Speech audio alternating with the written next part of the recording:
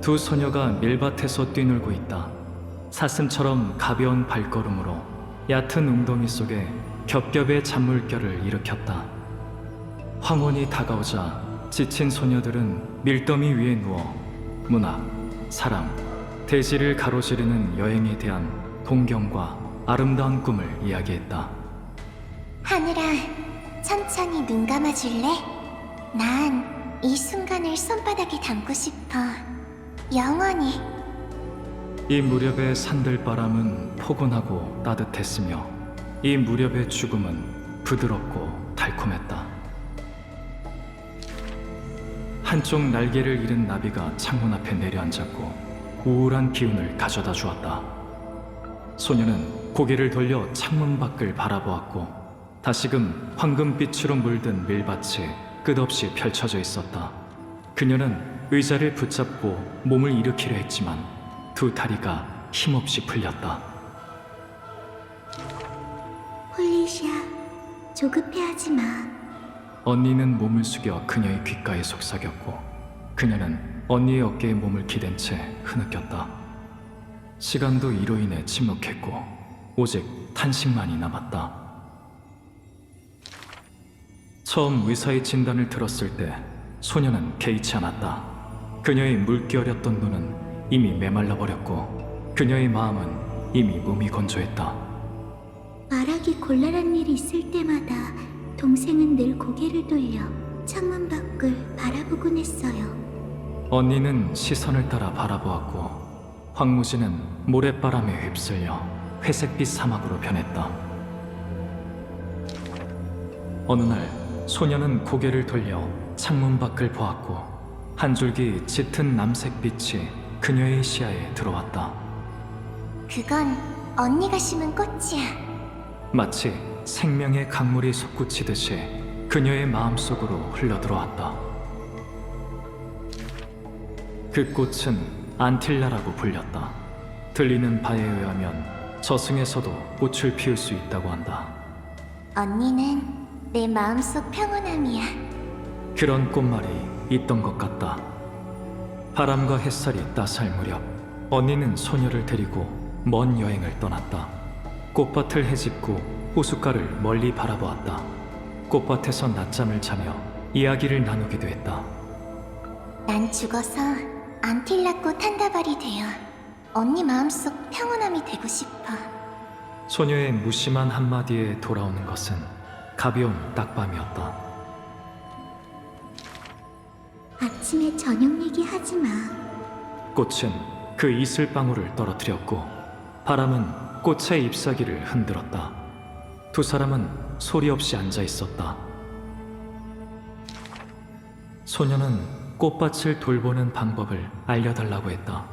언니는 입으로는 걱정의 말을 내뱉었지만 마음속으로는 무거운 짐을 내려놓은 것 같았다. 그러나 그것은 괜한 걱정이 아니었다.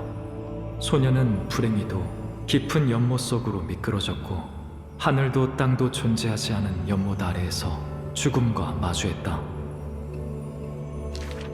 언니의 인생을 낭비하게 했으니 여기서 끝내는 것도 나쁘지 않아. 소녀는 몸부림치는 것을 그만두었지만 수면을 가르고 오는 한 사람의 모습을 발견했다. 너 혼자 황혼을 넘어 그 어두운 밤속으로 들어가게 하지 않을 거야. 언니는 흐느낌을 멈추지 않았다. 소녀는 그저 언니를 꼭 껴안고 조심스레 위로할 뿐이었다. 이제 아득히 먼 기억은 이미 흐릿해졌다.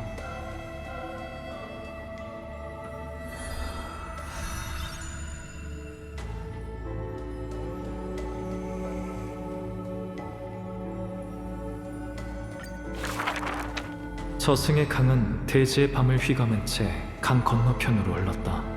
고요하고 천천히 깊고도 넓게 하염없이 흘렀다. 그것은 세상에 존재하는 모든 생명에 속해 있으며 흐름을 따라 가는 길은 달랐지만 결국 같은 곳을 향했다. 저승의 주인 타나토스는 자신과 홀령을 달의 고치 속에 두었다.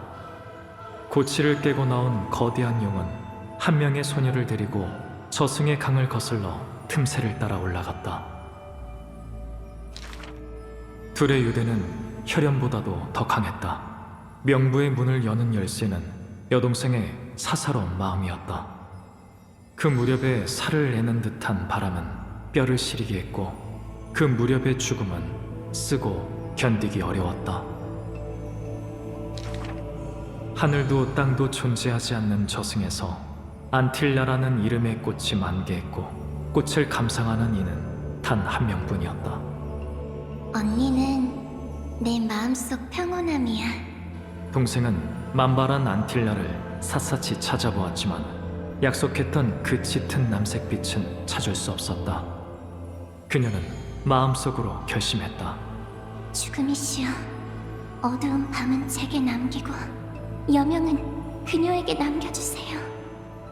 동생은 높이 떠있는 달의 고치를 바라보며 인간 세상으로 떠날 준비를 하기 시작했다. 과거 한 시인이 현을 튕기며 노래했다. 돌아보지 말거라.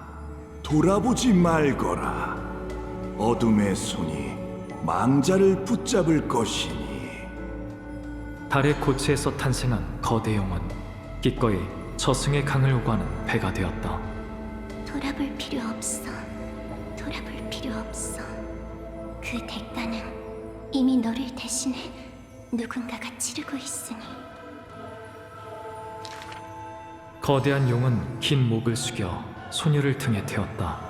그녀는 아무것도 모른 채 깊은 잠에 빠져 새로운 탄생의 여명을 맞이했다.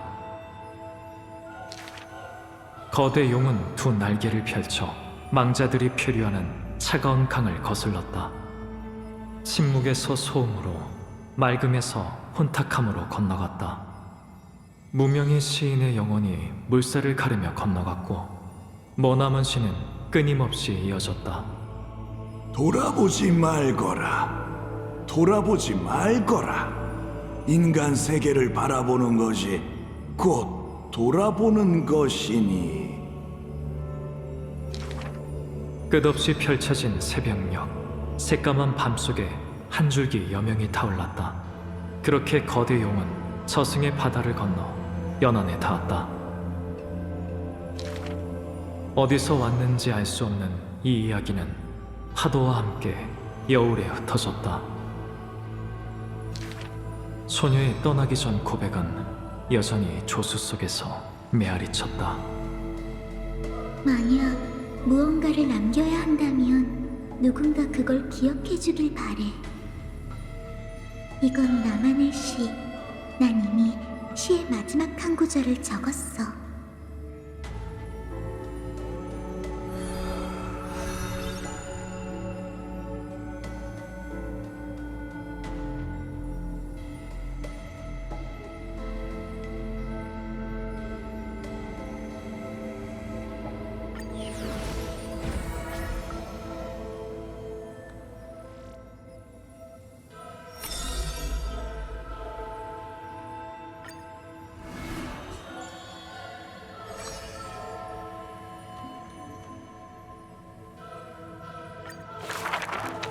엄숙한 의회는 여전히 소란스럽고 미래의 운명은 논쟁 속에서 촛불처럼 흔들렸다.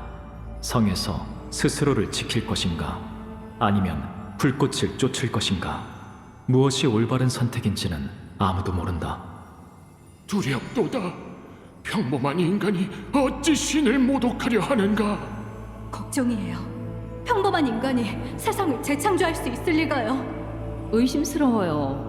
신탁이 거짓이면 어떡하죠? 아주 먼 옛날, 성녀는 각 나라를 위해 최초의 신탁을 전했다. 다들 문에서 들려오는 소리에 귀 기울여줘. 그녀는 신의 이름으로 사람들에게 희망을 전달했다. 비록 자신이 길을 잃더라도 그녀는 세상이 나아가야 할 길을 가리켰다. 그가 말하길 신들을 토벌하라. 그녀는 지난 여정을 기억하고 있다. 율법의 여제는 불을 쫓는 깃발을 높이 들고, 삼상의 신탁은 천하의 영웅을 이끌었다. 그들은 새로운 세상을 창조하기로 맹세했다. 대지는 그들로 인해 울리고 바다는 그들을 위해 넘실거렸다. 운명의 저울이 격렬하게 진동하다가 마침내 서서히 평온해졌다. 티탄의 불씨가 이쪽 끝에 놓여있고 동료의 피는 저쪽 끝에 말라있다. 아이들은 한 명 한 명의 영웅들을 결말로 이끌었지만 그들의 눈에는 여전히 종점이 보이지 않았다. 선생님, 부디 주저하지 마. 황금의 방직공이 그녀의 눈물을 닦아주며 말했다. 세계는 여전히 네가 가리킨 길을 걷고 있어. 세상의 모든 것이 변했지만 신탁은 여전히 존재했다. 그가 말하길 불씨를 반환하라. 엄숙한 의회는 여전히 소란스럽고 미래의 운명은 논쟁 속에서 촛불처럼 흔들렸다. 굴복할 것인가? 아니면 이루지 못한 대업을 이어나갈 것인가? 무엇이 올바른 선택인지는 아무도 모른다. 그만 멈추는 게 어떻겠나? 난 그저 지금의 삶이 변함없길 바랄 뿐이라네. 이제 그만하죠. 우리는 이미 충분한 성과를 거뒀어요. 이젠 좀 쉬어요. 백성들은 그저 안정된 삶을 원할 뿐이라고요. 오늘날의 갈등은 과거와 다를 바 없다. 하지만 지금 물러서면 미래는 오지 않는다. 아이는 이제 방황하지 않고 운명의 안개에 대한 두려움을 떨쳐냈다. 다들 문에서 들려오는 소리에 귀 기울여줘. 그녀는 수많은 문을 넘나들며 또 한 번 사람들의 마음을 밝히기 위해 불타오를 것이다. 아이들은 거리로 날아가 주민들의 신앙을 다시 일깨우고자 했다. 두려워 마. 우리가 반드시 너희를 새로운 집으로 데려가 줄게. 트리비님, 트리에님, 더 이상 울지 마세요. 걱정하지 마세요. 우린 언제나 여러분을 믿고 있으니까요. 부인은 아이의 눈물을 닦아주었고 기도하는 자들은 경건하게 그녀들을 축복했으며 길을 잃은 자는 아이의 손을 잡았다. 마치 신탁이 그들을 인도하는 것처럼. 그가 말하길 신의 권능을 받들어라. 조용한 트리노는 발수가 제일 적어. 활발한 트리에는 장난을 좋아해. 귀여운 트리비는 여기저기 날아다니지. 사람들의 격려는 진실했고 황금의 후예는 언제나처럼 함께했으며 어머니의 포옹은 모든 꿈을 따뜻하게 해줬다. 그렇게 아이는 깨달았다.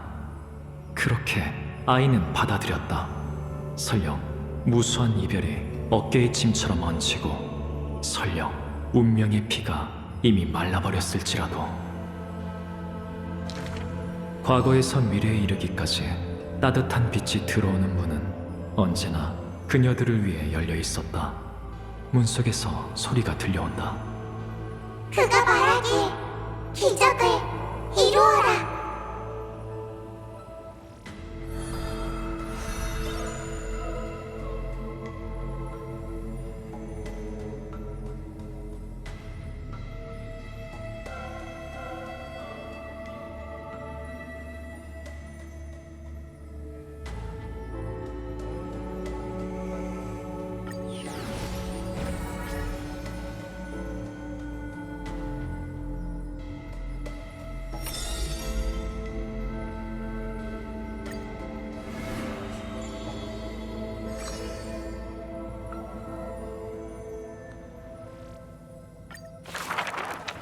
만약 상처 하나의 가치가 금화 한 입과 동일하다면 항상 사람들에게 쫓기는 나이는 천금을 몸에 지니고 있다고 할 수 있다.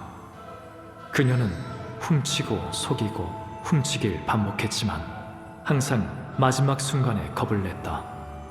꼬마 아이는 몇 안 되는 전리품을 손에 꼭 쥐고는 고통을 견디고 욕설을 무릅쓰며 도망쳤다. 정면 돌파를 한다면 다음엔 반드시 성공할 거야. 그녀는 늘 변화의 동전의 축복을 갈망했다. 그러나 공중에 떠있는 동전은 항상 순식간에 사라져버렸다. 마치 계략의 티탄이 답하듯이 말이다. 아침과 저녁이 교차하고 도둑별은 밤하늘을 몇 번이고 배회했다. 세월은 이 꼬마 아이를 소녀로 만들었다. 그녀의 모습을 감추기 위해 사용했던 망토는 이제 머리 위를 덮는 후드가 되었다. 괜찮아. 오늘부터 난 여기저기 숨을 필요 없어. 소녀는 고개를 들고 거리를 활보하며 뛰어난 말솜씨와 함께 완벽한 속임수로 기회를 얻어냈다. 그리고 저녁 무렵 금은 보화를 찾는 발자국은 달빛 속에 사라졌다. 그리고 그녀의 모습이 다시 나타났을 땐 이미 계략의 결실이 산더미처럼 쌓여 있었다. 도둑질의 예술이 뭐냐고 묻는다면 빈곤한 사람이 도둑질하는 거 소득이 없지. 부유한 사람을 도둑질하는 거 너무 쉬워. 소녀는 탐욕스러운 눈을 가늘게 뜨곤 황금의 후예라 불리는 기인들을 응시했다. 현자의 고향의 황금 덩굴, 죽음의 땅의 성스러운 유골, 해변의 진주의 신성한 오르간, 천 개의 문이 있는 도시의 수정잔. 소녀는 보물의 출처를 알지 못했고 그저 그것들이 값비싼 것임을 알 뿐이었다. 가치를 매길 수 없는 것, 그것이야말로 도둑질의 예술이지. 하지만 계략은 결국 탄로나기 마련이다. 도둑은 오랜만에 실패를 맛보았다. 금실 한 가닥이 그녀의 정교한 위장을 꿰뚫어 보았다. 영웅들은 그녀의 뛰어난 손기술을 차단하고 이 인간 세상의 도둑별을 가두어 버렸다. 실수했다는 걸 인정할게. 동정 따윈 필요 없어. 혐의에 직면하게 된 그녀는 순순히 체포에 응했다. 왜냐하면 그녀에게 탈옥은 너무나도 쉬운 장난에 불과했기 때문이었다. 감옥 밖에 황금의 후예가 웃으며 물었다. 내가 가지고 있는 가장 귀중한 보물을 보고 싶지 않니? 그것은 미의 신 네스티아의 성체와도 같은 화려한 의복이었다. 태양보다 더 눈부시고 달보다도 더 화려했다. 그건 성물로 짜여 있어 신들조차도 매료되곤 하지. 하지만 온갖 계략을 동원한다 한들 금실 아래에선 이를 훔칠 수 없어. 명성이 자자한 도둑은 그 말을 듣고 가슴이 요동쳤다. 그렇다면 잘 봐. 이 가장 화려한 의복을 내 보물창고 안에 영원히 소장해주지.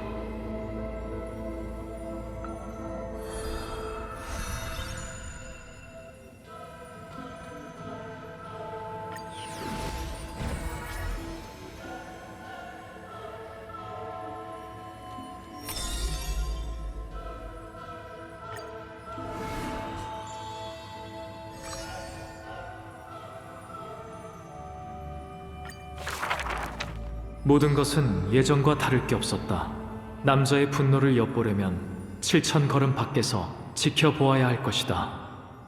그가 지키던 크렘노스는 다시 한번 안개에 휩싸였다. 녹, 선열, 그리고 불꽃은 반신을 찬양하는 의식이었다. 지금은 아무도 지켜보지 않고 아무도 환호하지 않는다. 마지막 크렘노스 제전은 영원히 멈추지 않는다. 챔피언은 죽음의 고요함을 얻고 그의 영광은 패배한 군대에 의해 기억되었다. 남자에게 법도의 각인은 더 이상 의미가 없었다. 치열한 전투는 잠시도 멈추지 않았고 매일 밤낮을 가리지 않고 계속되었다. 유해는 층층이 쌓여 심연을 이루고 산봉우리가 되었다. 그는 이 봉우리로 시간을 나누었고 전쟁의 불길로 세월을 가늠했다. 가끔 사자는 정상에 올라 세상을 내려다보며 옛 친구를 찾았다. 저 아득한 하늘과 땅은 한없이 펼쳐져 있었고 광활한 하늘과 땅은 점점 더 멀어져만 갔다. 니카도르처럼 그도 언젠가는 광기에 사로잡힐 것이다. 홀로 성을 지키며 악전고투를 거듭했고 검은 물결의 속삭임은 항상 그의 귓가를 맴돌았다. 그러나 매 순간 불꽃이 그의 가슴 속에서 타올라 불굴의 길을 밝혀주었다. 추억으로 과거를 매듭짓고 남자는 다시 전장에 발을 들였다. 그는 이미 이 세상에 필요한 고통이자 옛 신을 굴복시킨 새로운 왕이 되었다.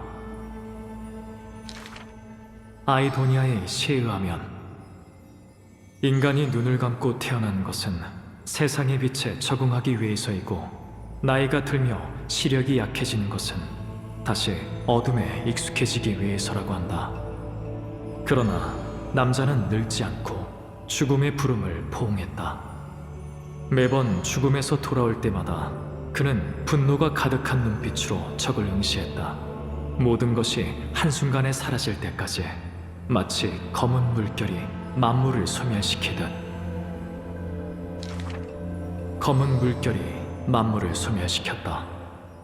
사자는 언젠가 죽음을 맞이하고 다시 돌아오지 않는다.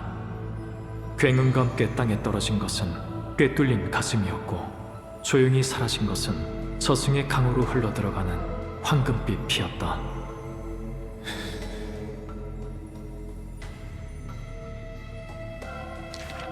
하지만 그 눈빛은 불꽃처럼 타올라 죽을 때까지 꺼지지 않았으며 불을 훔치는 자의 모습을 꿰뚫어 아득한 하늘 끝까지 닿았다.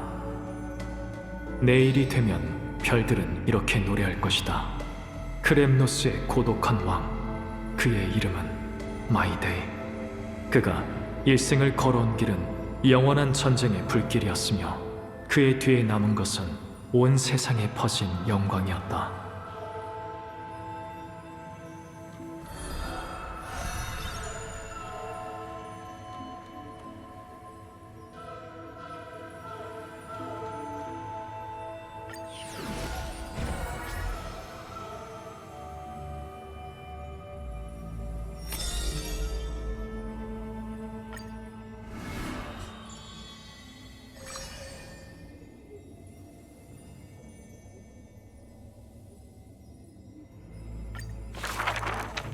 나무 정원이 전복된 그날, 그는 진리와 오류를 포용하듯 덤덤하게 자신의 패배를 받아들였다. 티탄을 믿는 자는 후련하게 죽고 티탄을 부정하는 자는 깨끗이 죽으리라. 가벼운 영혼이 무거운 육체와 작별하려 했지만 때맞지 않게 티탄도 함께 모습을 드러냈다. 놀라지 마라, 사람의 아이여. 그대에게는 아직 마지막 과제가 남아있노라. 드디어 왔군. 그는 태연하게 불씨가 자신의 몸속에 퍼지도록 내버려 두었다. 다음에는 제때에 와줘. 처음 티탄을 봤을 때 신을 모독하는 자도 매우 예의를 갖추었다. 육체를 재구성하자는 제안에 그는 들은 채 만취했다. 나는 그대에게 내가 할 수 있는 한 완벽한 몸을 주었는데 어째서 넌 이 조악한 것에 집착하는가? 학자가 대답했다. 수많은 결함이 있어야만 비로소 내 인간성이 훼손되지 않으니까. 육체는 이곳 현세에 잠시 머물고 영혼은 저승의 강 연안을 거닐었다. 그는 생과 사에 지쳐 있었다. 인간의 생각과 오감에 응거하던 티탄은 차마 방관할 수 없었다. 나에게 답을 구하는 게 어떤가? 사람의 아이여. 지혜를 아낌없이 베풀어 내가 알고 있는 것은 모두 말해주지. 마치 서로 합의한 듯 사소한 일까지 학자는 모두 신에게 물었다. 가르침을 구하는 척하며 설마 날 자동 응답기계라고 생각하는 것인가?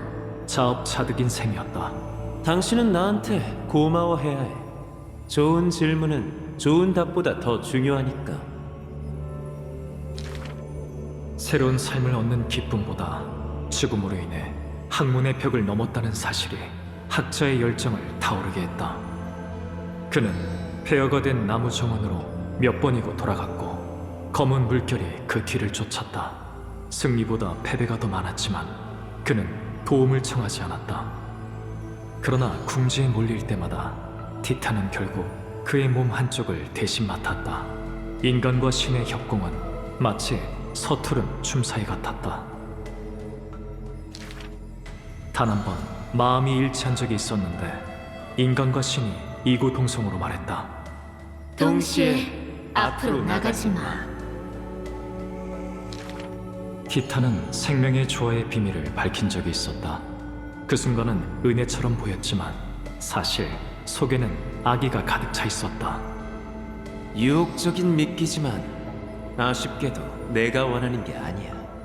신력을 쉽게 손에 넣을 수 있었지만 학자는 흔들리지 않았다. 이 끝없고 특별한 유혹은 또한 승격의 시련이었다. 학자는 무엇이든 할 수 있었지만 단 하나 지름길을 혐오했다.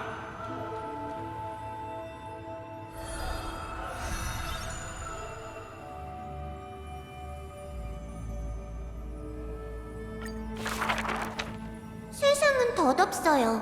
선생님은 마지막 염원에 대해 생각해 본 적 있으세요?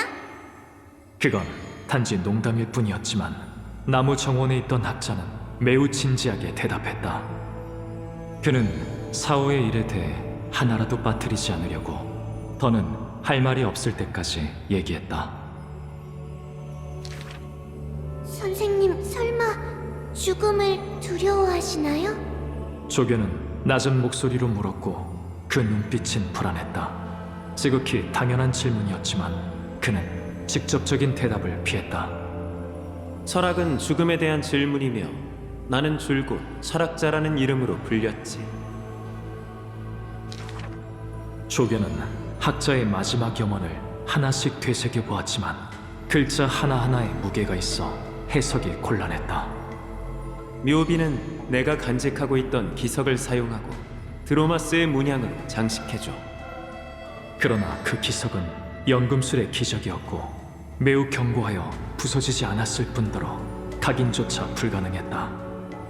이 또한 선생님의 배려겠죠. 조교가 작은 목소리로 그의 속내를 밝혔다. 후대에 쓴 웃음이 그들의 눈물보다는 나을 테니까요. 나무정원 깊숙한 곳에 학자는 자신을 본떠 만든 강의 기계 하나를 남겼는데 그 모습이 정교하고 실지와 흡사했다. 돌아가. 산자는 끝없는 고뇌가 남아있다. 돌아가. 죽은 자는 지식을 전수하고 싶은 마음이 없다. 그 기계의 말은 차가웠다. 마치 죽은 자 본인처럼. 하지만 너에게 털어놓을 대상이 없다면 좋아. 앉아서 얘기해도 괜찮아. 오늘날 나무 정원의 생기가 사라지고 학자는 먼지로 돌아갔다. 때문에 이 세상에 그가 생전 고독으로 고통스러워했다는 것을 아는 사람은 극히 드물었다. 과거 누군가 이렇게 권유했다. 어쩌면 선생님의 야망도 마지막 염원에서 언급해야 하지 않을까요? 부질없어. 그는 이에 코웃음 쳤다. 신의 민낯을 들춰내는 것은 생전에 해야 될 일이야. 아마 이것이 그의 고고한 점이었을지도 모르겠다.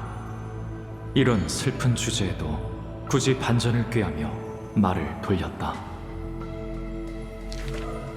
이 글은 남기지 말았어야 했을지도 모른다. 대부분은 학자의 원고에서 발췌하여 허락없이 멋대로 사람들에게 보여준 것이었다. 하지만 그 글 속에는 마치 메아리 치는 것 같은 경고가 있었다. 과거일 뿐. 밝힌다 한들 무슨 문제가 있겠어. 그는 이미 세상을 떠났지만 그의 오만함은 여전히 분명하게 드러나고 있었다. 작은 것일수록 더 큰 무게가 느껴지지. 내 이름이 멍청할수록 내가 이룬 모든 것이 더 눈부실 거야.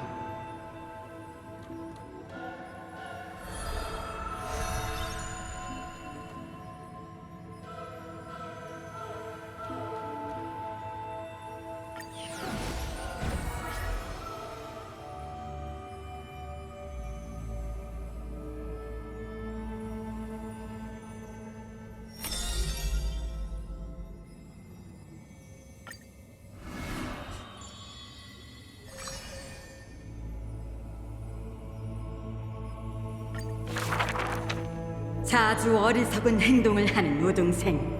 로토파고의 학파 현인의 평가였다. 의사로서는 훌륭하나 학자로서는 불합격. 노두스 학파 현인의 평가였다. 스스로를 불태우는 빛나는 아이. 에리트로케라모스 학파 현인의 평가였다. 무겁고 슬픈 꿈을 꾸지만 항상 미소 짓는 바보. 누스페르마타 학파 현인의 평가였다. 나무 정원에서 연구하는 동안 소녀는 모든 학파를 방문했다. 그녀의 성적은 우수했지만 학자가 되길 거부했다. 전 세상의 지식을 늘리는 것보다 세상의 고통을 덜어주고 싶어요. 학자들은 침묵으로 답했지만 누스페르마타 학파의 현인은 망설임 없이 그녀를 조수로 뽑았다. 지혜를 사용하는 한 명의 제자가 지식을 감추는 현인보다 더 소중해. 놀빛 정원은 세월과 함께 사라졌고 이제 소녀는 혈족의 마지막 후예가 되었다. 어느 날 카프라의 현인이 찾아와 늘 의로움을 달고 사는 그녀에게 무지갯빛 작은 말을 선물했다. 말의 몸에 하늘의 무지갯빛이 반짝이네. 어쩌면 과거 조석의 눈이 만들어낸 것일지도 몰라. 아버지가 들려주던 이야기 속에 용감한 날개 달린 환수일까?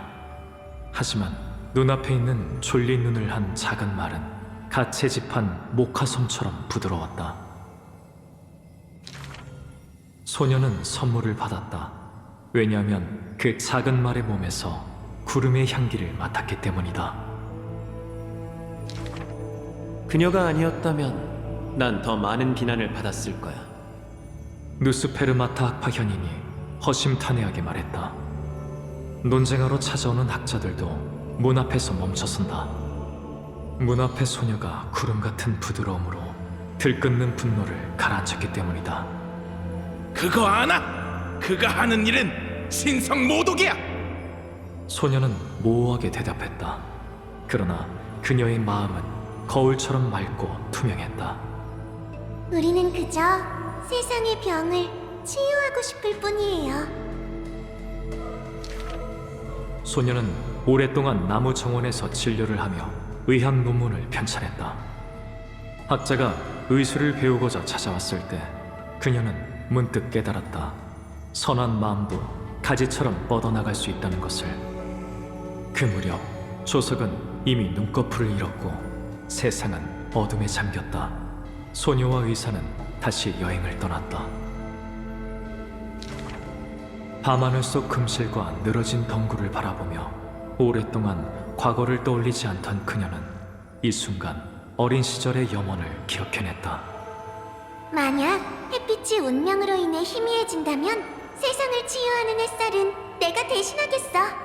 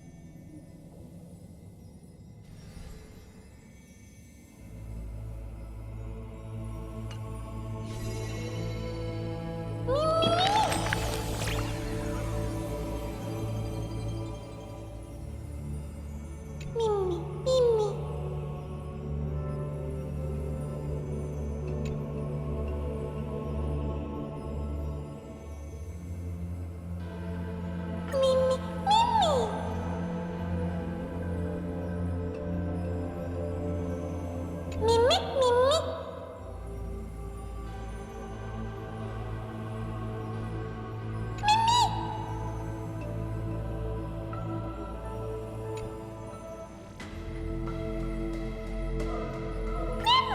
미미?